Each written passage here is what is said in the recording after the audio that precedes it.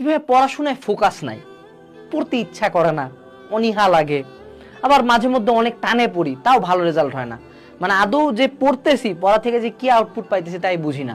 HSC যে টাইমটাতে তোমার পড়াশোনার একদম মোক্ষম সময়, সেই টাইমটাতেও তোমার পড়াশোনা হইতেছে না।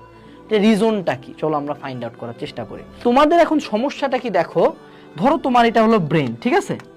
এই ব্রেনের মধ্যে তুমি যত পরিমাণে শীট ঢুকাবা, যত পরিমাণে চিন্তা, কাজ, কর্ম, হ্যান ত্যান প্যান, ধরো সেটু সে এখানে তোমার একটা অনলাইন কোর্স ঢুকাইছো, একটা ব্যাচ ঢুকাইছো, একখান টিচার ঢুকাইছো, গল্পের বই ঢুকাইছো, ডিবেট ঢুকাইছো, অলিম্পিয়াড ঢুকাইছো, 2টা টক্সিক গার্লফ্রেন্ড ঢুকাইছো, তারপরে ফ্যামিলি প্রবলেম ঢুকাইছো, তারপর তোমার টাকা নাই, তোমার ফিনান্সিয়াল প্রবলেম, তারপর তুমি তোমার চেহারা নিয়ে হীনমন্যতায় ভুগতেছো, তারপর তুমি জিমে যাইতে চাইতেছো কিন্তু জিমে যাইতে পারতেছো না, এরকম। তারপরে অনলাইনে এক কন্ট্রোভার্সি, আরেকবার এই ভাইয়ার সাথে আরেক ভাইয়ার পোকা মারামারি, এই নিয়ে কাহিনী কি হইলো,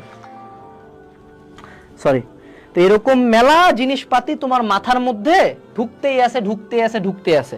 তো এট দিস পয়েন্ট তুমি চিন্তা করো, তো একটা ব্রেনের মধ্যে যদি এতগুলা শীট তুমি ঢুকায় দাও, যেখানের মধ্যে পড়াশোনা, যে আমার সেলফ স্টাডি, নিজে যে পড়তাম, নিজে যে আমি ধরো সে বুয়েটে চান্স পাইতে চাই, এগুলার কিন্তু খুব কম জায়গা, বুঝছো?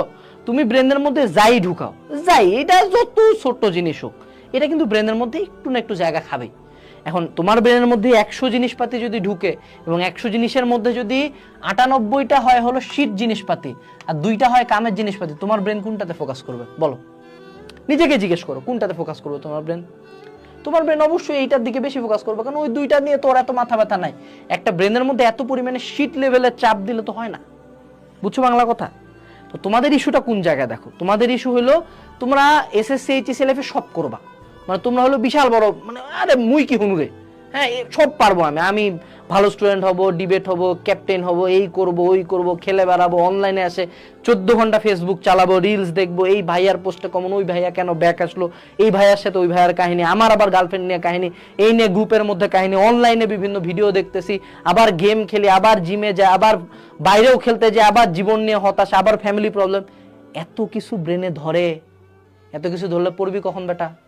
পড়াশোনা কে করবে, তুই না তোর বাপ? বল। এটা তো হয় না, এমনি ব্রেন কাজ করে না, এমনি পড়াশোনা হয় না।